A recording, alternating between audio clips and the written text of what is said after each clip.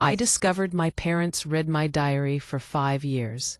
If you've ever felt your stomach drop so fast that your lungs forget the concept of air, then you have some idea of what that moment was like. My name is Naomi Park, 27 now, but this story started when I was 12. A bookish, anxious kid who thought privacy was a right, not a family-wide group project.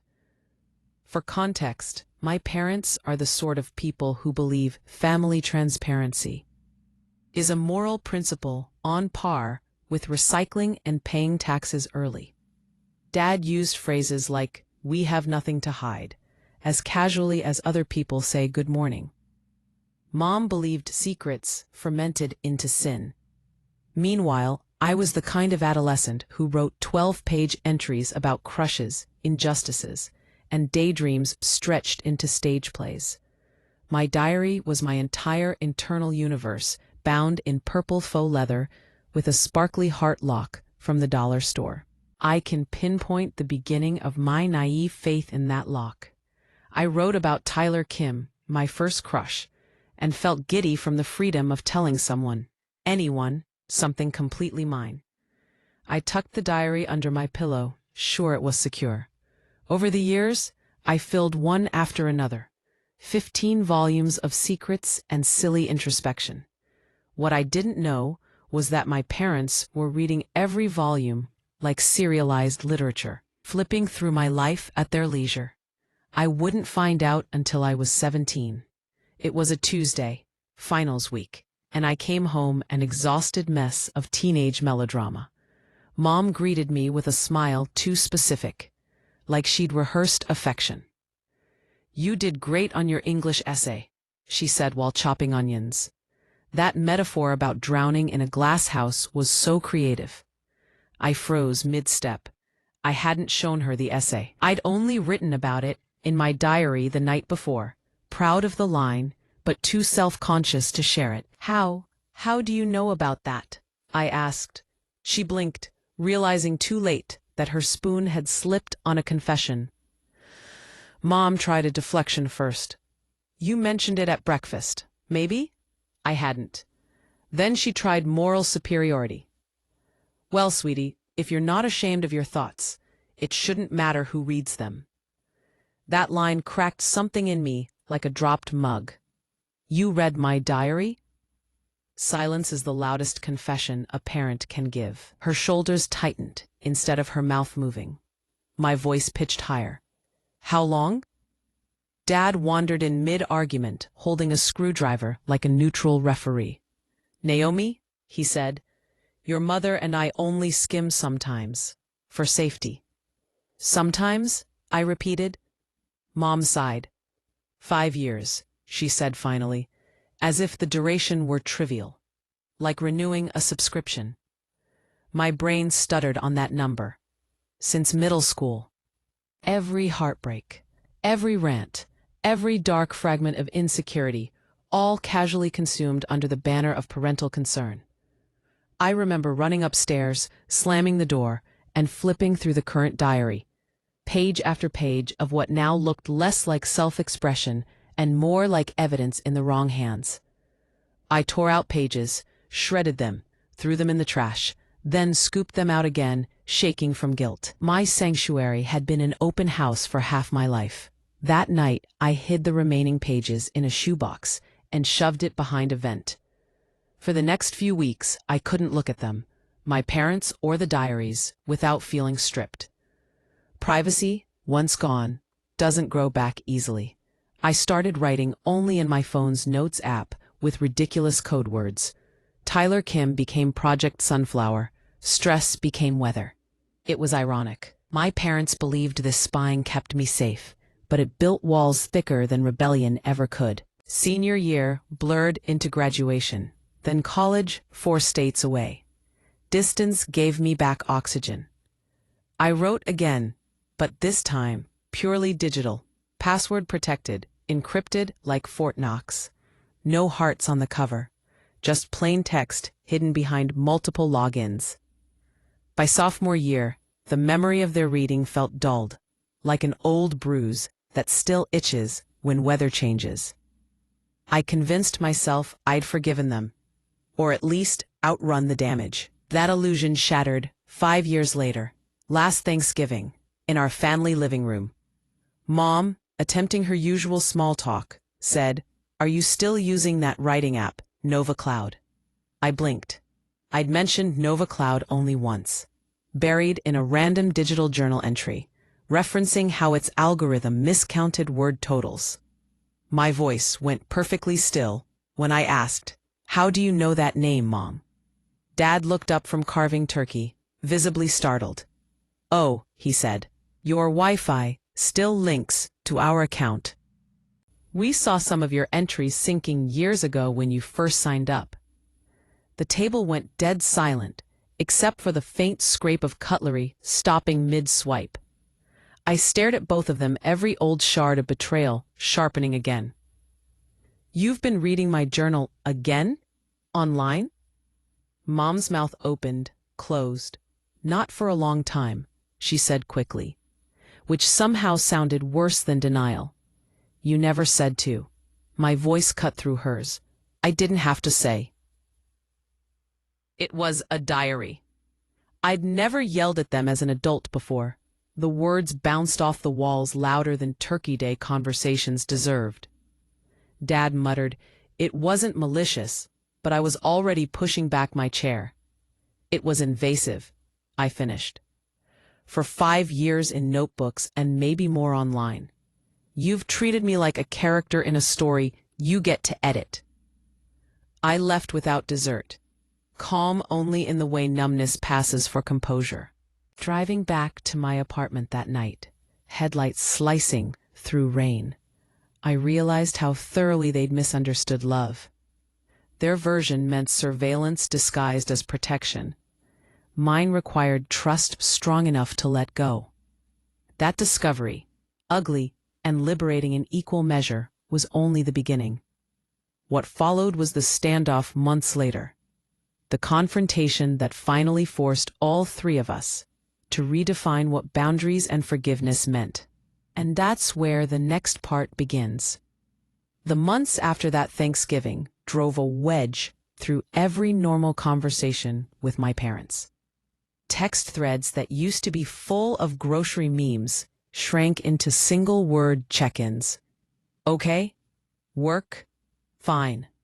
I felt both furious and hollow. Anger eventually decays into disbelief.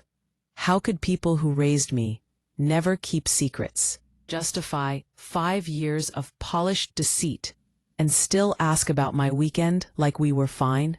When January rain turned the sidewalks into mirrors, Mom called. "Naomi," she started, voice soft from rehearsal. "We'd like to talk properly, not during a holiday." Against my better judgment, I agreed. We met at a small Korean cafe, halfway between my apartment and their suburb. The owner played acoustic ballads, syrupy enough to stick in my nerves. Dad greeted me with his habitual engineer's handshake, formality masquerading as affection, while Mom immediately fussed over whether I'd eaten. I sat opposite them, wrapped both hands around my mug, and waited. Mom spoke first. "We know we hurt you." Her tone was tentative, balancing apology with self-defense. "We thought we were keeping you safe when you were younger. Those first years you struggled at school, when you barely talked to us." She glanced at Dad for confirmation. He nodded. "We didn't know how else to reach you." Their reasoning clicked like a bad lock. "So you violated my privacy because I was quiet," I said slowly. "You do realize silence isn't an invitation." Dad flinched, but kept his voice steady. "We thought maybe we'd catch a warning sign. Something if you felt hopeless or got into trouble." He sounded ashamed and still convinced he had a point. Set my mug down carefully. "I needed you to ask, not to spy." Every diary entry was me practicing honesty. "You turned it into evidence. You didn't protect me. You taught me that vulnerability was dangerous." The words came smoother than I expected, as if 5 years of silence had pre-written the script. Mom's eyes glistened, but she didn't cry. My family has always preferred trembling lips to tears. We stopped after high school, she murmured. Until the cloud thing. That was, I didn't realize your data was still connected. I almost laughed. It was absurd to frame a betrayal as a technical glitch. Mom, I said gently, accidentally reading a sentence is one thing. Clicking through 73 entries takes effort. The silence that followed was thicker than the steam between us. Finally, Dad exhaled, shoulders slumping. You're right. There's no excuse. The admission landed like a fragile truce flag on a battlefield full of landmines. He looked at Mom, then back to me. I'd spent months thinking how to fix something that can't be undone. The only answer I found is to stop explaining. That was the closest my father would ever come to an outright apology. An engineer's admission that repairs require ceasing additional damage first. Mom reached into her purse and slid a small box across the table. Inside was my original purple diary, edges frayed but intact. We saved it all these years, she said quietly. I kept meaning to return it. My chest tightened. That book had felt both sacred and toxic. I ran a thumb over its cracked, heart-shaped lock. Why give it back now? She hesitated. Because it was never ours. Something loosened in me then. I wasn't ready to forgive, but seeing the diary on neutral ground, between coffee cups instead of under my mattress, shifted the power dynamic. Thank you, I said simply, tucking it into my bag, like reclaiming an organ that had been on loan. From that meeting onward, change arrived in small, uneven doses. They stopped prying in the daily ways that parents of adult children sometimes can't resist. Mom began every call with, "Can I ask you something personal?" instead of assuming she could. Dad texted links to encryption tutorials as guilt-soaked gestures of respect. For a while, I ignored them. Then curiosity softened the edges. I started responding cautiously. By spring, I decided a real conversation needed space bigger than a cafe. I invited them to my apartment for dinner, a first. I cooked simple stew and set 3 mismatched chairs around my tiny table. It felt symbolic. Family rebuilt with whatever pieces survived. When they arrived, Mom marveled at how neat the place was. You got that from me. And Dad offered to fix a cabinet door that didn't require fixing yet. We ate slowly, conversation meandering through weather, work, and small talk, until the elephant finally sat down with us. I've been thinking about those years, I said, eyes on my spoon. I used to believe forgiveness meant pretending it never happened. That felt impossible. So I didn't try, but maybe it means something else. Knowing it happened and refusing to let it keep making decisions for me. Dad nodded, throat working visibly. That's what I hope for too. Mom reached out, hand trembling slightly where it rested near mine. I still wish we'd trusted you enough. You were always stronger than we realized. It wasn't polished therapy language, but it was real. After they left, I stood by the window, watching their car shrink along the street until it vanished. I didn't feel triumphant or finished, just quietly free in a way that 5 years of invisible eyes had denied me. I placed the purple diary on my bookshelf, beside thick novels and adult journals encrypted to oblivion, and whispered, "Welcome home." What I didn't expect was that a month later, that same diary would resurface in a way neither of us foresaw. A hidden note tucked between pages, older than the betrayal and somehow rewriting the story again. That's where the next part begins. The following month began quietly, like the pause between waves after a storm that's finally moved offshore. For the first time in years, my phone lit up with messages from my parents that weren't wrapped in apology.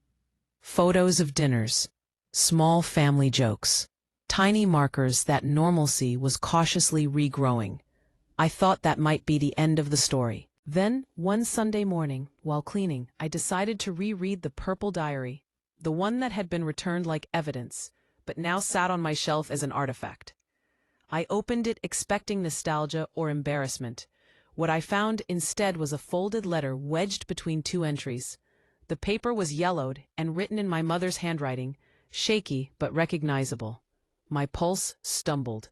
The first line said, "If you ever find this, you're probably old enough to understand why we made the wrong choice." I sat down on the floor, diary resting in my lap. She had written it during my sophomore year of high school. "You were so quiet then," the note continued, "and your father and I were scared. Not of you, but for you. You barely ate, you barely spoke. We didn't know how to reach you. So we peeked. At first, it was just once, momentary panic. But even after the crisis passed, curiosity dressed itself as care. By the time I wanted to stop, habit had made us cowards. I am so sorry." There was no signature, just a final line. "I hope adult you has a better diary and parents who learned boundaries." I read it 3 times, each pass smoothing a corner of my anger. Until that moment, I'd imagined their invasion as pure control. But the letter revealed something messier, more human. Fear translated into clumsy love. It didn't excuse what they did, but it complicated the villainy I'd painted. People rarely destroy trust out of boredom. They do it when terror outpaces wisdom. That afternoon, I drove to their house unannounced. Mom opened the door with a startled smile. "You could have texted," she scolded gently, ushering me inside. I placed the diary on the table between us. "I found your note," I said. Emotion flickered across her face, shock, then resignation. "I honestly forgot I left it there," she murmured. "I meant you to read it someday, but I didn't expect someday so soon." "I wish you'd told me earlier," I said, voice calm but thick. "Maybe it would have helped me understand instead of just resent." She nodded, eyes wet. "We were ashamed. It's easier to wait for confession to find you." Dad joined us from the hallway, confusion turning to comprehension when he saw the diary. "The letter?" he asked. When I nodded, he sighed. "Your mother wrote it the night you scared us by staying out until midnight without a call. We panicked. After that, reading became our worst bad habit." I listened, letting their memories unfold in uneven order. Fear at headlines about teenagers.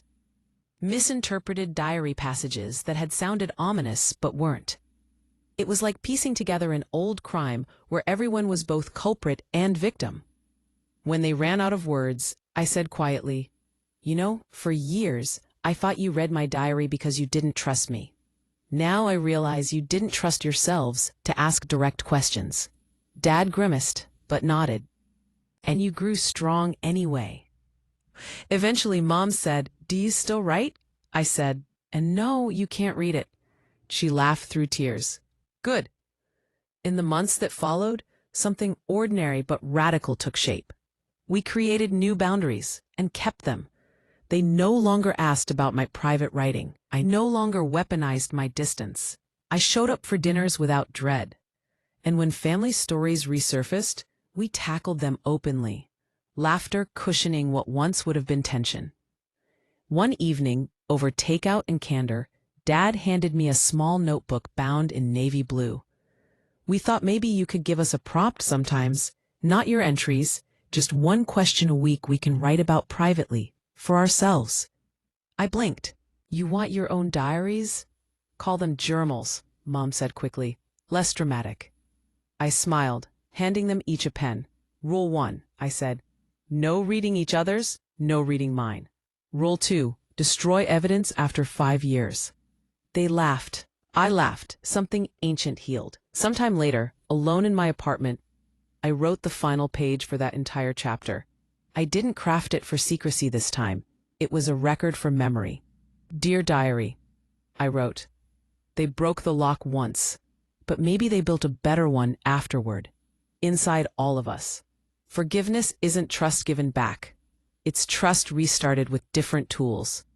I think we're finally learning how to use them. I closed the journal, placed it on my desk beside the old purple one, and felt an unexpected peace, the kind that comes when you realize the story that began in betrayal ends not with punishment or perfection, but with everyone at last minding their own pages and still choosing to stay in the same book.